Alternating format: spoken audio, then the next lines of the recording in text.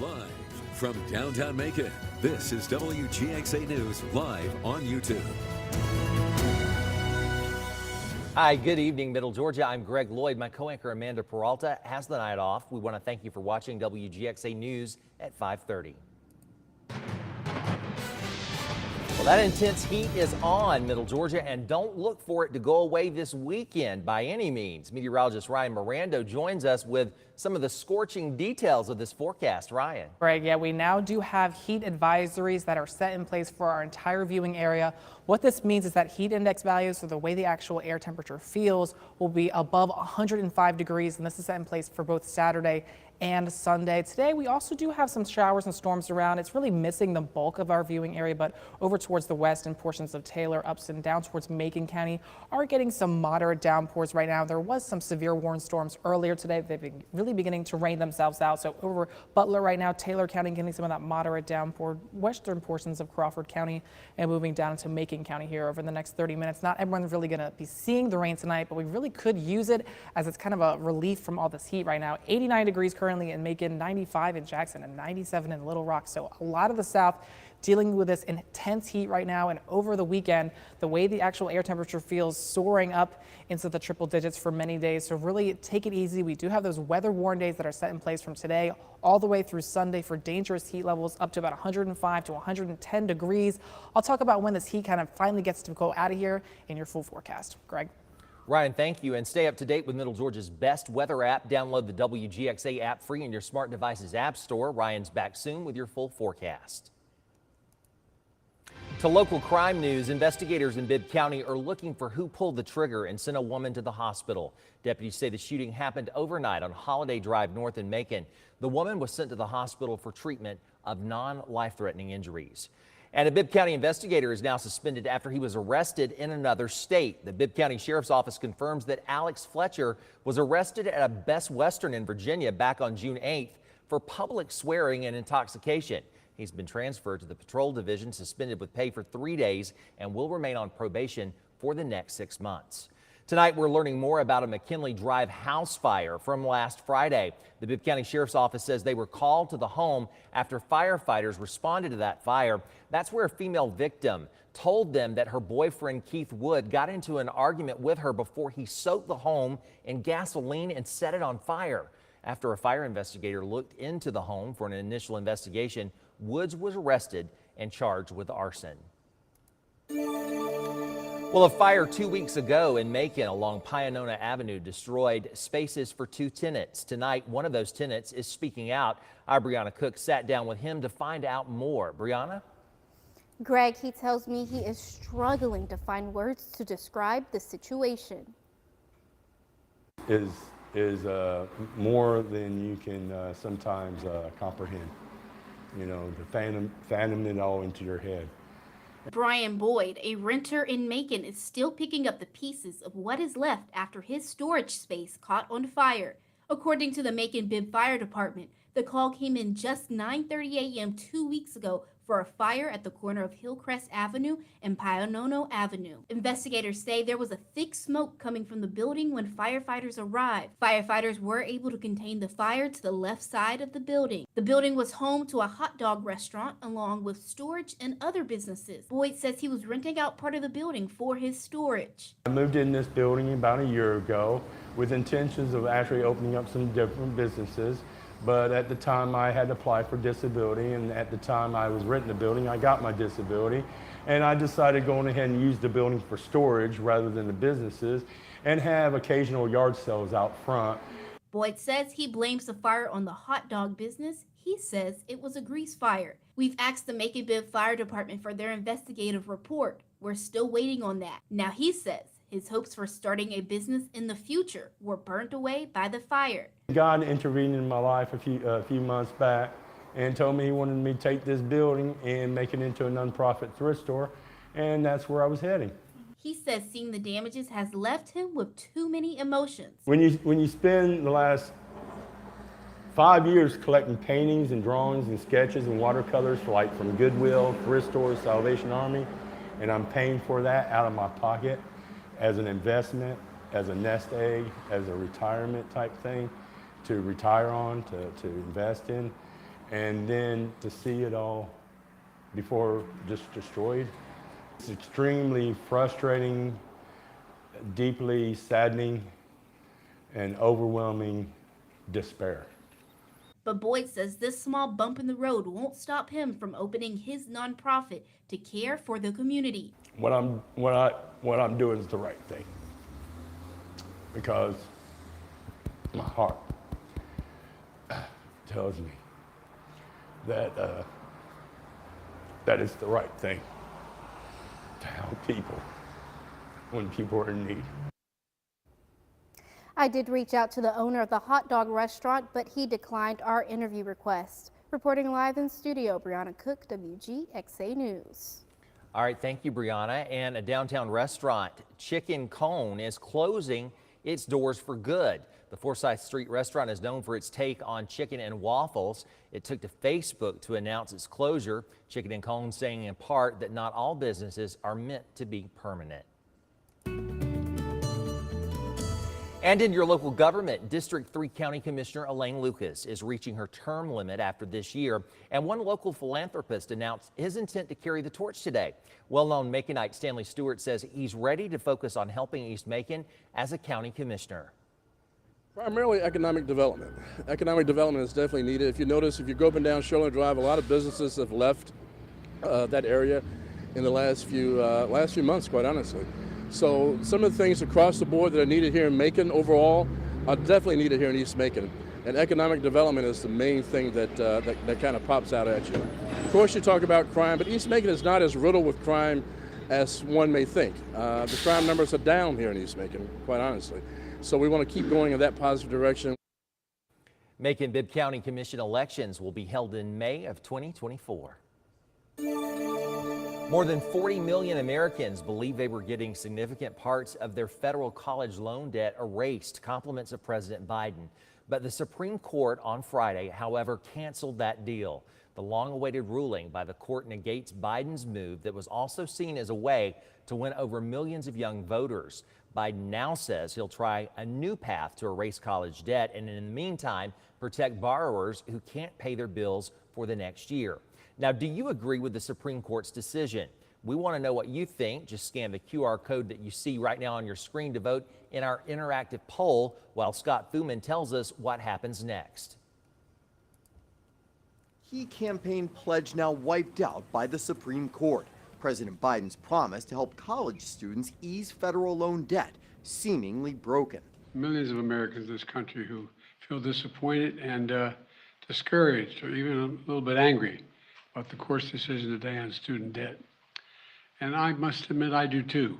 Biden's move would have let eligible borrowers cancel between $10,000 and $20,000 in debt, but also could have cost more than $400 billion to do so. This ruling stops one of the most egregious examples of executive overreach in modern day history. We've said all along that we agree with the administration that we have a crisis. We just disagree that taxpayers should have been held accountable. We think these colleges should be accountable. Among the biggest hang-ups the justices took issue with, what they saw as overstepping by President Biden, making financial moves that Congress should decide, not the president.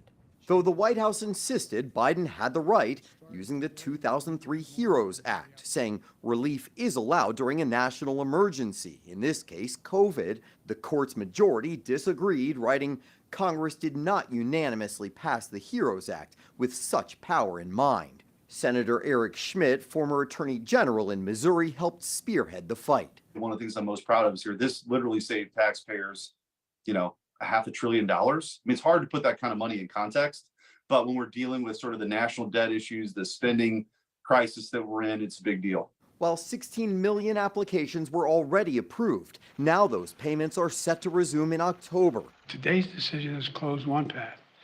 Now we're going to pursue another. I'm never going to stop fighting for you. We'll use every tool at our disposal to get you the student debt relief you need and reach your dreams. In Washington, I'm Scott Thuman. And here's how it's shaking down for you at home voting. Do you agree with the ruling against student loan forgiveness? 80% of you say yes, while 20% say no. This interactive poll is going all night. Scan the QR code now or visit our website to participate. 45 million people who have federal student loans are now back on the hook to repay them. And here's the breakdown. Now, about 1 in 5 Americans hold student loans, according to the Education Department data. More than half of those 45 million, about 23 million, have $20,000 or less to pay. A third of all borrowers, 15 million, owe less than $10,000, and 7%, roughly 3 million, owe more than $100,000. Georgia's peach farmers now have the ability to apply for federal disaster loans to assist them in recovering from this year's devastating freeze. Though many have crop insurance, it's not nearly enough to cover all the fallout that will follow them through the rest of the year. In tonight's On the Farm, we get a better understanding of just how tough things have gotten from a Middle Georgia man whose family has grown peaches for generations.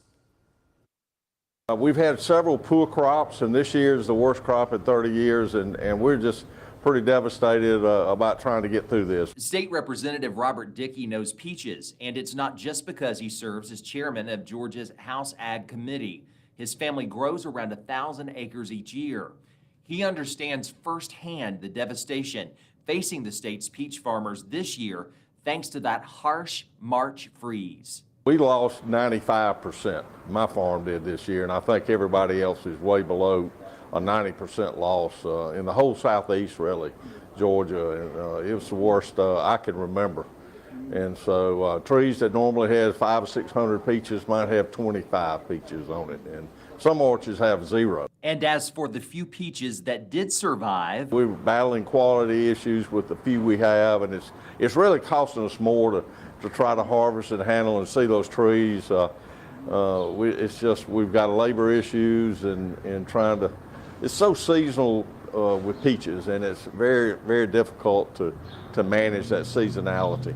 And while the income from peach crops stopped this year, the work and expense to keep the orchards going will not. Fertilizer bill and our pruning and land rent, it's just a lot of ongoing costs to maintain those orchards on a year-to-year basis and try to retain some employees when you have 0 income but all those expenses out there, taxes.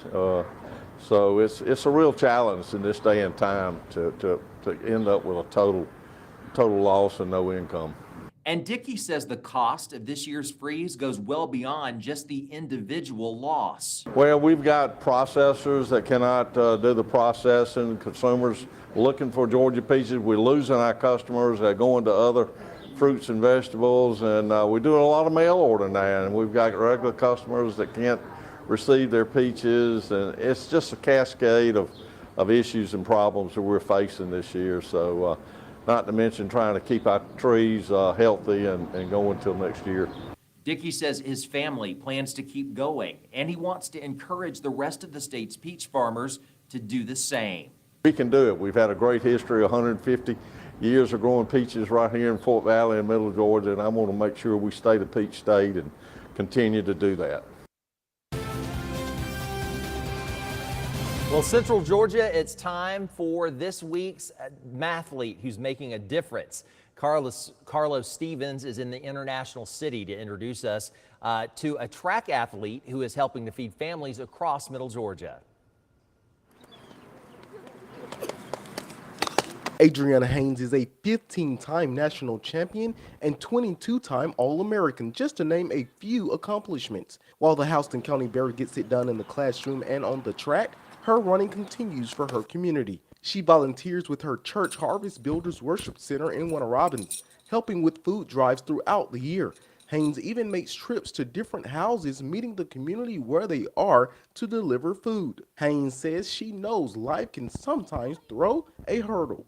A lot of people could be struggling, so really just to go and help my community, it makes me feel better as a person. Assistant head coach for track Terrence Dean says Haynes' talent is one that's hard to duplicate. She's just different. You know, I call her generational talent. Like, it'll be hard to see another Adriana. But what isn't hard is seeing Haynes' passion to impact and motivate others, because she believes, much like herself, others can wear dozens of medals around their neck. you can get there. Anybody can do it. So don't let nobody tell you otherwise, because they're just another person trying to set you back. And Coach Dean says it's that attitude that has brought Adriana through adversity. Adriana lives for the moment. And as we always say, we want all the smoke. But one thing's for sure, if it's smoke anybody is looking for, Haynes will leave plenty of it on the track. Top tier. Haynes says she wants to attend Louisiana State University, and when I asked her why, you could probably guess. Let's just say she wants to continue her tradition of impact. I really think I could really make a difference there. And that's your game changer of the week. Congrats, Adriana. Central Georgia, keep those nominations coming. Reporting in Houston County, I'm Carlos Stevens, WGXA Sports.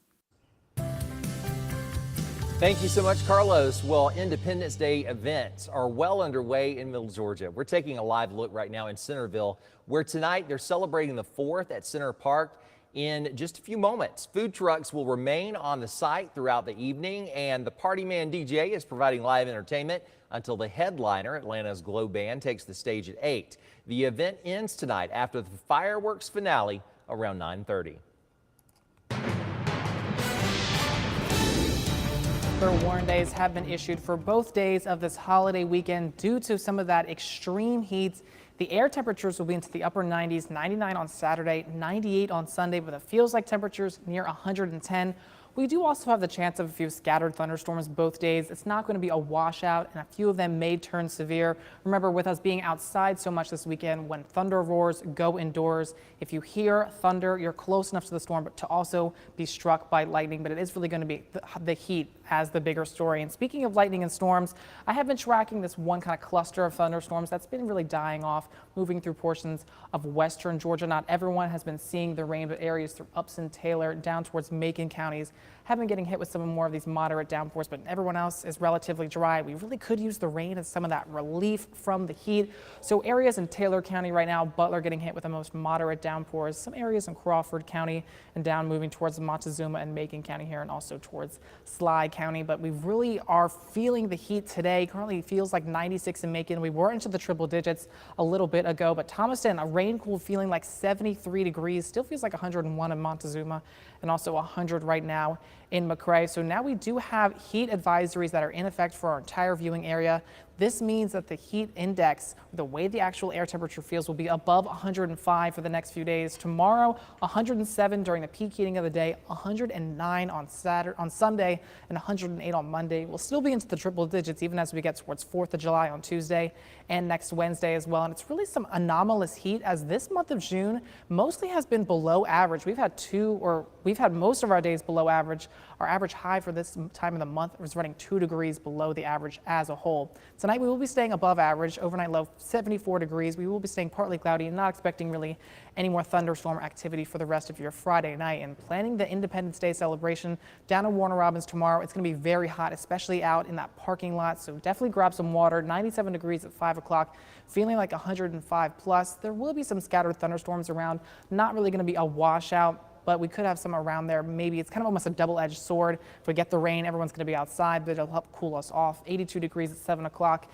It is looking pretty good for the fireworks show, really, once the sun begins to set. So in your 10-day forecast, weather warn days for the next 2 days for the extreme heat. Definitely take it slow with a lot of that warmth out there. Really, the next 7 days, we do have a chance for some thunderstorms, but no really day looks to be a washout. Specifically through the weekend, we could get some isolated severe storms. The primary threat would be for some large hail or for some damaging winds. Not looking like to be a severe weather outbreak though. 97 on Monday with some scattered thunderstorms. Tuesday for actual 4th of July, 96, still feeling like into the triple digits with a few of those scattered thunderstorms in the afternoon, but not going to be a washout of a day. By next Wednesday though, we're becoming more seasonable. 95 degrees next Thursday, 94, and then better on Friday, right there, that average with a high of 93 degrees. Lastly, here's your Harrison's Body Shop Fishing Game forecast. Peaks at 12:40 a.m. and 7:20 p.m. In your community, the Macon-Bibb Fire Department is showing local children that the sky is the limit when it comes to their futures. The department hosted an event to show them all the many ways they can lead and serve in their community. Fire Chief Shane Edwards says it's all about inspiring future generations to remain active in Macon. We want to talk to these youth when they're young and give them something to look forward to in life. When they become young adults, show them this is what you can be doing in your community. This is how you can be giving back to your community. And you never know. You know, these are future leaders, not only in public safety, but maybe in government. That is fantastic, Chief Edwards. The kids got to check out all the exciting career opportunities in our public safety sector today. It's like a fun day there. And are you looking for a dessert to go with your July 4th barbecue? Well, a new spot on Watson Boulevard in Warner Robins could be just what you're looking for. Crumble Cookie celebrates their grand opening today, offering plenty of options to satisfy your sweet tooth. The owner says he's excited to bring the cookie craze to Middle Georgia. So we knew that the community around here, all the time we had people coming to Columbus saying, I came from Warner Robins, I came from Macon, I wanted some crumble, and so we knew that the community wanted it here, and so we worked with Crumble to get a store brought down here. This week, the bakery is offering classics like chocolate chip and peanut butter cookies and more unique choices like wedding cake and galaxy brownie. All sounds so delicious there. Okay, a quick question before we check out today's trending story. Ryan. Yes. Where do you store your ketchup at home after you open it up? No, I hate to be the bearer of bad news. I don't eat ketchup. You don't? So maybe eat I put ketchup? it in the fridge, though, I feel like. You put it in the fridge? I would put it in the fridge. Well, Heinz is finally setting the record straight. The company took to social media saying the condiment should be stored in the fridge. Okay. Ding, ding, ding, gold star Ryan Mirando, after opening it to keep it fresh. Some social media users disagree. They say the cupboard is where the ketchup belongs. Heinz conducted a poll to see how fans really felt. The results, more than 50% agreed with the company. The ketchup goes in the fridge, and I am one of those, Ryan Mirando. Yeah. I say in the fridge it goes. I didn't know there was another option. I thought you open it up, you put it in the fridge, and that's where I keep mine. Like what? Yeah, no, my family does that as well. What other kind of condiment would you like keep out of the fridge? Well, some people You know? do keep their ketchup out. I didn't realize that was such a widespread thing. I thought most people kept it after opening it. Right. After yeah, you if it's open not it. open, then you can Yeah, leave you it on the keep it in the shelf. cupboard, but once it's open, yeah. that's weird. That's right. Some restaurants do leave it out, though. Oh, yeah, When true. you think about that, Lauren, thank you. That is very true. You sit on the table and That's true. Yeah. Interesting. Put it in the fridge. Well, that's Ketchup's all the gross. time we have for WGXA News at 5:30. We do invite you to join us in just a few moments on ABC 16 for the news at 6. Like and subscribe. We'll see you later.